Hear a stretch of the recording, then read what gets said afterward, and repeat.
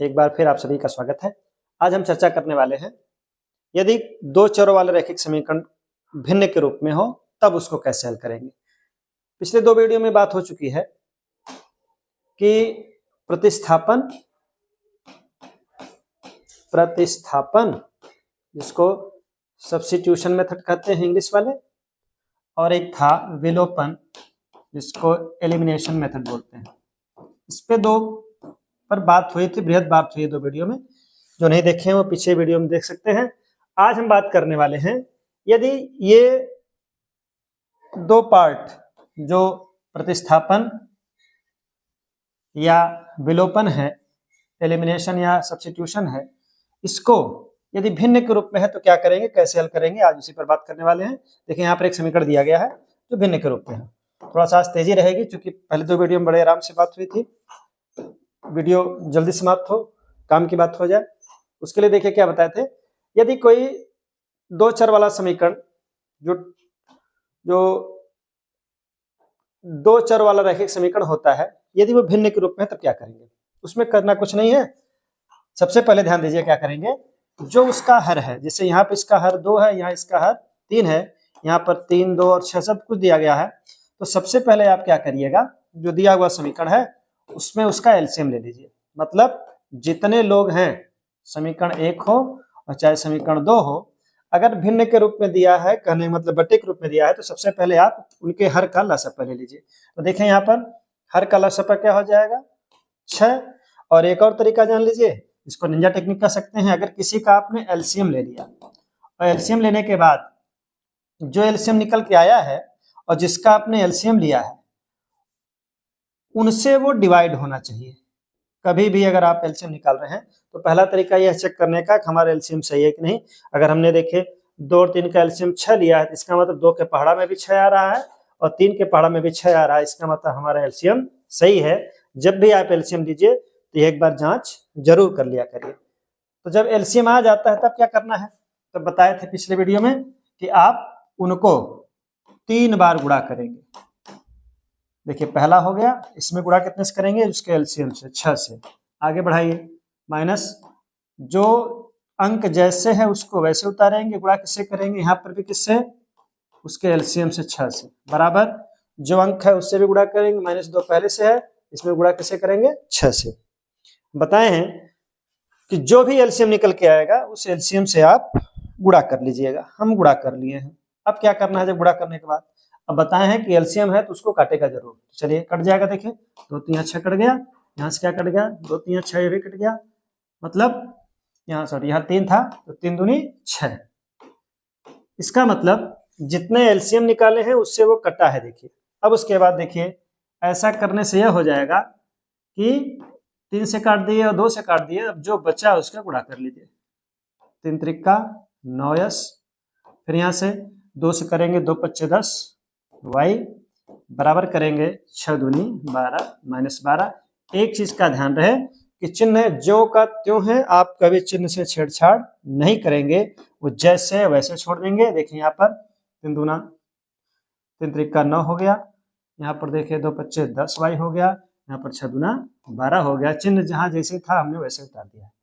अब देखिए हुआ क्या, ऐसा करने से जो हमारा समीकरण था वो भिन्न से अलग हो चुका, मतलब हम सीधा साधा सज्जन समीकरण प्राप्त हो गया। वही काम इसमें भी करेंगे आप, इसका भी एलसीएम ले लेंगे। इसमें देखिए एलसीएम क्या क्या है, 2 3 6, मतलब 6 का 2 का 3 का एलसीएम लेंगे तो 6 आएगा। अभी बताए हैं कि जैसे आपका एलसीएम प्राप्त हो जाए, कभी भी कोई भी प्रश्न लगाएंगे, आगे हम लोग और जब अगले चैप्टर चलेंगे तो इस तरह के कुछ प्रश्न आएंगे आपको। तो यहाँ पर जब ऐसे एलसीएम मिल जाता है तो चेक कर लीजिए, 3 के पहाड़ा में 6 आता है, सही है। 2 के पहाड़ा में 6 आता है, सही है। 6 के पहाड़ा में 6 आता है, सही है। इसका मतलब हमारा एलसीएम सही है। और जैसे एलसीएम मिलेगा तो याद करिए हमेशा 3 बार ही गुणा होगा, इससे ज्यादा गुणा होगा ही नहीं। चलिए गुणा करिए, देखिए कितनी बार, क्या समीकरण हमारा है, x/3 गुणा किससे होगा, 6 से। फिर चलिए y/2 गुणा किससे होगा, 6 से, बराबर 13/6 गुणा किससे होगा, 6 से। और जब गुणा हो गया तो बताया था एलसीएम है तो वो काटेगा जरूर। चलिए देखिए कट जाएगा, किससे कटेगा, देखिए 6 से 6 यहीं कट गया, 2 के पहाड़ा में 3 बार आता है, 3 के पहाड़ा में 2 बार आता है, नीचे 1 1 हो गया। जब नीचे 1 1 हो जाता है तो उसका मतलब समाप्त हो जाता है, कुछ नहीं बचा, छोड़ देंगे उसको। अब 2 में x का गुणा करेंगे तो यहाँ लिख रहे हैं देखिए 2x। फिर चलिए 3 में y का गुणा करेंगे, बताए हैं चिन्ह में कोई छेड़छाड़ नहीं करना है, तो 3 में y का गुणा करेंगे 3y बराबर क्या हो जाएगा, यहाँ केवल 13 बचा है। ये आपका समीकरण नंबर 2। यह भी देखिए एकदम सीधा साधा सज्जन सा समीकरण प्राप्त हो गया। फिर से ध्यान दीजिए, जब भी कोई समीकरण, कोई भी इक्वेशन जो लीनियर इक्वेशन हो, 2 चरों वाला रैखिक समीकरण हो,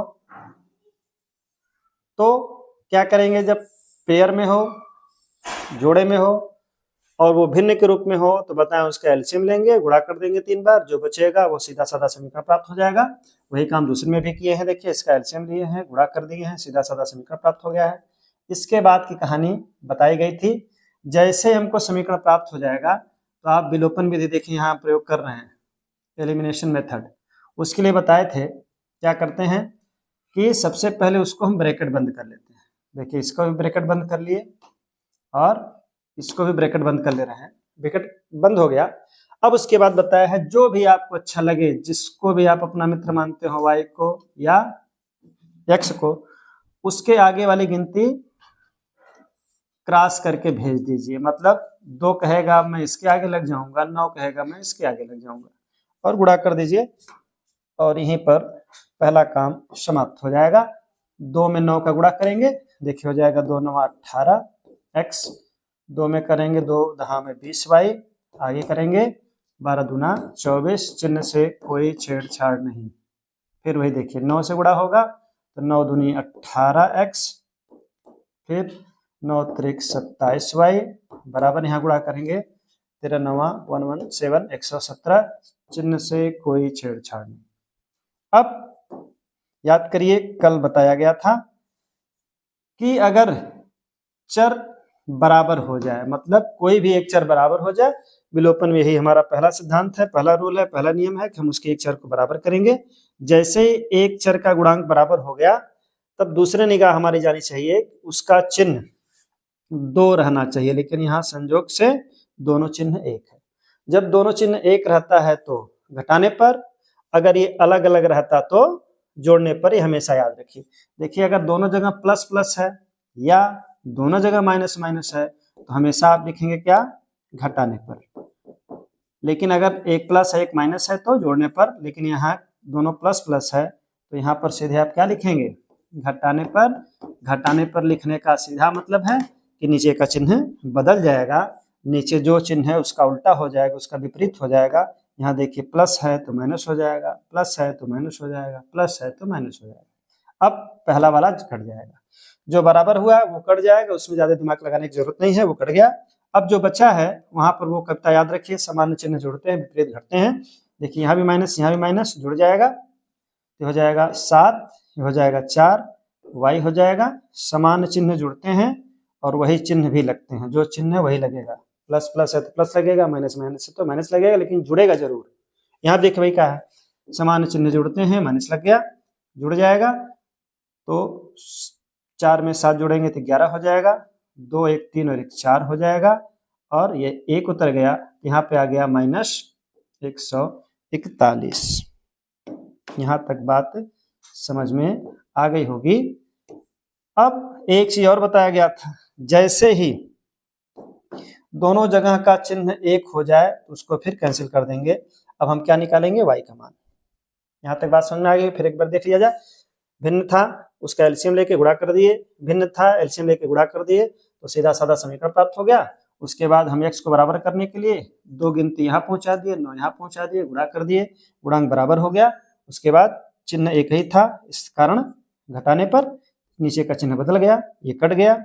सामान्य चिन्ह जोड़ते हैं 47y, यहाँ से आ गया -141 हो गया। अब दोनों तरफ माइनस के नाते काट देंगे, यदि दोनों तरफ कभी माइनस है तो कैंसिल करिए, लेकिन एक तरफ प्लस है एक तरफ माइनस है तो आंसर उसका माइनस में आएगा, ये भी ध्यान रहे। अब इसको हम आगे लेके चल रहे हैं, चलिए आगे लेके चला जाए। देखिए क्या है, अब इसको हल किया जा रहा है y y बराबर देखिए क्या हो जाएगा 141/47। कहने का मतलब y बराबर 47 और y के बीच में मल्टीप्लाई इधर जाके भाग हो गया। अब ये किसी न किसी से कट जाएगा, चूंकि ये प्राइम नंबर है, अभाज्य संख्या है। अभाज्य संख्याएं केवल अपने से कटती हैं, उसका ट्रिक ही होता है अभाज्य। इसका ट्रिक याद रखिए, मतलब जो अपने से भाज्य हो वही अभाज्य है, किसी और से कटेगी ही नहीं वही अभाज्य है। एक से तो सबसे कटती है, मतलब एक, और अपने से कटेगा वही अभाज्य है, प्राइम नंबर है। चलिए देखिए, हमको लग रहा है ये 47 इसको काटेगा, अगर कटेगा तो नहीं कटेगा, देखा जाए तो हमको लग रहा है 3 बार में जाना चाहिए, तो 3 7 21, 3 चौको, हाँ 3 से कट जाएगा। चलिए 3 बार में ये कट जाएगा, गुणा करके आप देख लीजिए, 47 में 3 का गुणा करेंगे तो 3 7 21, 3 चौको 12, 2 14। इसका मतलब x की वैल्यू y की वैल्यू आ गई। अब y का मान आ चुका है कितना 3। और जैसे ही y का मान आ जाएगा, आप भिन्न वाले में नहीं रखेंगे, जो हमारा समीकरण सीधा साधा प्राप्त हुआ तो उसी में रखिए। अब सीधा साधा समीकरण कहाँ गया, उसको इकट्ठा बुलाइए इधर। सीधा साधा समीकरण कौन था, चाहे आप इसकी बात कर लीजिए चाहे इसकी बात कर लीजिए, हम इसी में रख दे रहे हैं। तो लिखेंगे y बराबर कितना आया है 3, y बराबर 3, समीकरण 2 है, ये वाला 2 है, 2 में रखने पर, समीकरण 2 में रखने पर। तो चलिए दूसरा समीकरण उतारिए, 2x प्लस 3y बराबर कितने के 13 के। अब यहीं पे मान रख लीजिए, आपका उत्तर आ जाएगा। चलिए हम मान रख दे रहे हैं, मान देखिए क्या है, 2 है, x है, प्लस है, 3 है, बीच में गुणा है, y का मान है 3 रख दिए, बराबर 13 आ गया। फिर बताए हैं ज्यों का त्यों उतारेंगे, 3 त्रिक का 9 हो जाएगा, बराबर 13 हो जाएगा। 2x बराबर 13, 9 उधर जाएगा तो घट जाएगा। अब 2x बराबर क्या आ जाएगा 4 आ जाएगा। x बराबर क्या हो जाएगा, बार बार बताया गया है, इधर गुणा इधर जाके भाग हो जाएगा। तो x की वैल्यू भी आ गई कितनी 2, और y की वैल्यू कितनी आ गई 3। ये दोनों उत्तर आ चुके हैं। अब हम जो हमारा मूल समीकरण था उसमें हम इसको रख के चेक कर लेंगे, क्या हमारा उत्तर सही है। y बराबर x बराबर 2 और y बराबर 3 हम अपने मूल समीकरण रख के चेक कर ले रहे हैं। और यह मेथड 4 नंबर का 6 नंबर का जो भी आपका आएगा वह काम हो चुका है। चलिए रखिए, हम इसी में रख के चेक कर रहे हैं। चलिए y x का मान 2 आया है, तो देखिए यहीं रख रहे हैं, एक हम रख रहे हैं, एक आप लोग चेक करिएगा। चलिए यहाँ पर देखिए 3 है, गुणे x का मान 2 है, 2 रख दें, फिर 2 रख रहे हैं, माइनस 5 है, गुणे y का मान 3 है, बटे 3 रख रहे हैं, बराबर -2 आना चाहिए। अगर ऐसा है तो सही है, नहीं तो गलत है। चलिए चेक कर लिया जाए, क्या -2 आता है। देखिए 2 से 2 कैंसिल हो जाएगा, 3 से 3 कैंसिल हो जाएगा, बचा कितना देखिए, यहाँ लिख दे रहे हैं, बचा कितना देखिए 3 बच गया, यहाँ से -5 बच गया, ये -2 होना चाहिए। आप पुरानी कविता फिर दोहराइए, क्या समान चिन्ह जोड़ते हैं और विपरीत घटते हैं। देखिए माइनस है, ये प्लस है, विपरीत चिन्ह घटेगा और जिसमें से घटेगा उसी का चिन्ह लगेगा। तो 5 में से 3 निकलेगा, 2 बचेगा, -2। इसका मतलब हमारा जो आंसर है वो सही है। इस तरह हम भिन्न वाले प्रश्नों को हल कर लेंगे। अब बात कैसे करेंगे जो दूसरे क्या है। अब दूसरा क्या है, अब एक बार फिर हम लोग बात कर ले रहे हैं कि जो अगला बात करने वाले हैं उससे पहले बात कर ले हम कि प्रतिस्थापन और विलोपन दोनों की बात हो चुकी है। आप इस विधि से प्रश्न को हल कर सकते हैं। एक ही प्रश्न को दोनों विधियों से लगाइए, चाहे भिन्न के रूप में हो चाहे आसानी रूप में हो, उसको हम क्या करेंगे सरल कर देंगे और इस तरह यह प्रश्न हल हो जाएगा। अब क्या करना है देखिए, अब इसके बाद मान लीजिए कभी कुछ ऐसे प्रश्न दिए जाते हैं और पूछा जाता है क्या इसका एक उत्तर है कि अनेक उत्तर है कि कोई हल नहीं है, और उसको इंग्लिश में क्या कहते हैं उसको भी देख लीजिए, क्योंकि दोनों की बात करने वाले हैं। अगर कुछ प्रश्न ऐसे होंगे जिनको हिंदी मीडियम वाले कहते हैं उसका एक अद्वितीय हल है, और इंग्लिश मीडियम वाले कहते हैं कंसिस्टेंट है, ठीक, और फिर हिंदी मीडियम वाले कहेंगे क्या उसका कोई हल नहीं है, तो वहीं इंग्लिश मीडियम की बात होती है कॉन्सिस्टेंट, और तीसरा जो होता है यदि उसका अनेक हल है मतलब कई उत्तर आएगा, और उसको इंग्लिश में कहा जाएगा डिपेंडेंट एंड कॉन्सिस्टेंट। अब क्या होता है ये अद्वितीय हल, कोई हल नहीं, अनेक हल, consistent, inconsistent, dependent and consistent, ये क्या है? चलिए अब देखते हैं ये होता क्या है इसका मतलब। चलिए अगर मान लीजिए कोई समीकरण है, मान लीजिए हम एक समीकरण लिख रहे हैं 2x - y = 3। एक और समीकरण ले रहे हैं 4x - 3y बराबर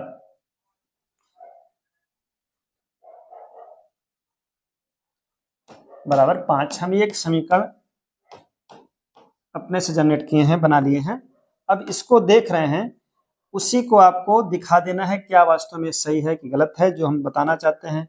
अनेक हल, कोई हल नहीं, उसमें करेंगे क्या, आप जानेंगे कैसे, ध्यान दीजिए, बहुत आसान ट्रिक है, और इसको आप अपनाएंगे तो आपके परीक्षा में जो 1-2 नंबर के इस तरह के प्रश्न आते हैं वो भी सही हो जाएंगे। जैसे यहाँ पर देखिए, जो x का गुणांक है अर्थात जो x के साथ लगा हुआ है उसको हम a बोलते हैं, और जो दूसरा वाला है गुणांक वो b बोलेंगे, जो तीसरा वाला है वो c बोलेंगे। वही हाल यहाँ पर भी है, जो a के साथ लगा हुआ है a है, जो b के साथ लगा है, y के साथ लगा है वो b है, और जो लास्ट वाला है वो c है। अब जहां कुछ नहीं है वहां 1 मानेंगे, कहने का मतलब यहाँ a का मान 2 है। फिर समझ लीजिए, यहाँ a का मतलब क्या है, जो x के पहले गिनती है वो a है। b कौन है, जो y के पहले गिनती है, तो y के पहले गिनती कितनी है, 1 है। तो चिन्ह के सहित उठाएंगे, माने -1 है b का मान, और c का मान कितना है, 3 है। वही हाल देखिए दूसरे समीकरण में, यहाँ a का मान कितना है, 4 है, b का मान कितना है, -3 है, और c का मान कितना है, 5 है। तो कहने का मतलब ये है कि जो a है वो x के साथ है, b y के साथ है, और लास्ट वाला अचर पद वो c है।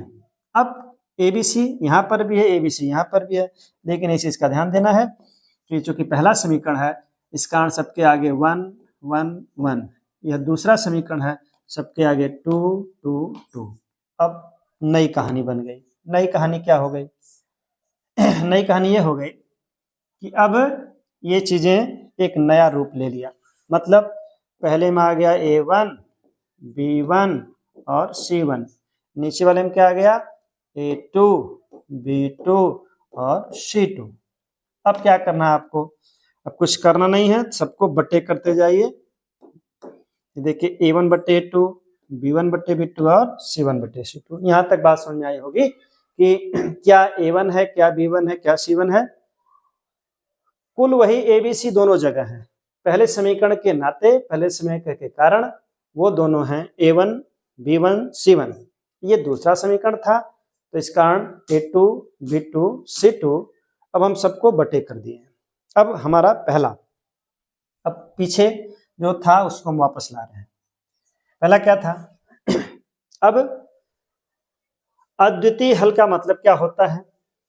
अद्वितीय हल का मतलब सीधा सीधा है कि आप उसको हल करेंगे तो एक हल प्राप्त होगा। एक हल का मतलब है कि x और y दोनों के उत्तर अवश्य आएंगे। ये 100% उसका उत्तर आएगा, चाहे प्लस आए, चाहे माइनस आए, भिन्न में आए, दशमलव में आए, उत्तर आएगा।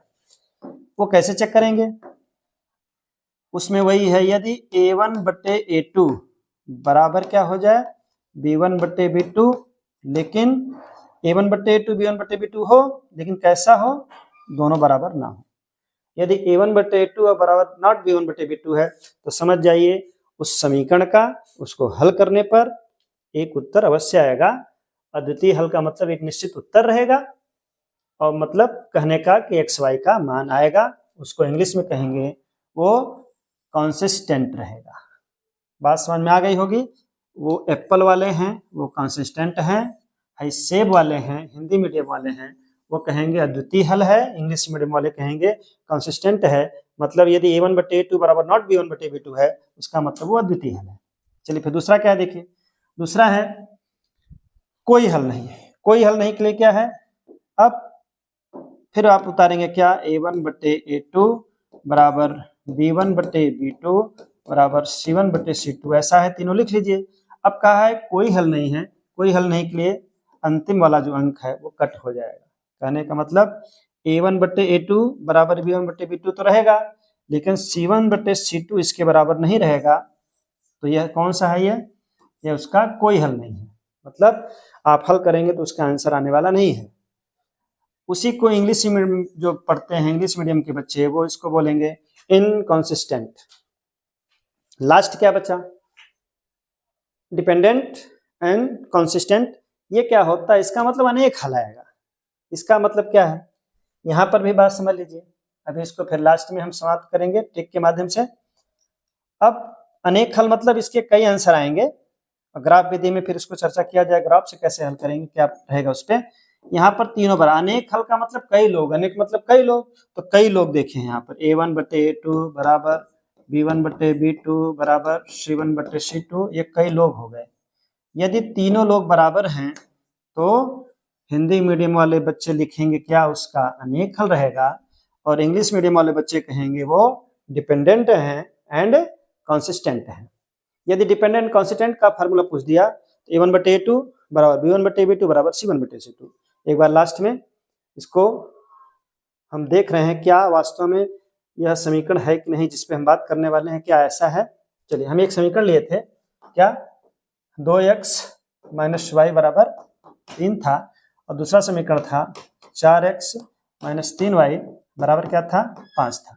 इसी पर हम चेक कर ले रहे हैं कि यह कंसिस्टेंट है अथवा इनकंसिस्टेंट है, अथवा डिपेंडेंट एंड कंसिस्टेंट है, मतलब अनेक हल है, कोई हल नहीं है। तो ध्यान दीजिए, पहले आप रटने के लिए क्या रटेंगे उसको जान लीजिए।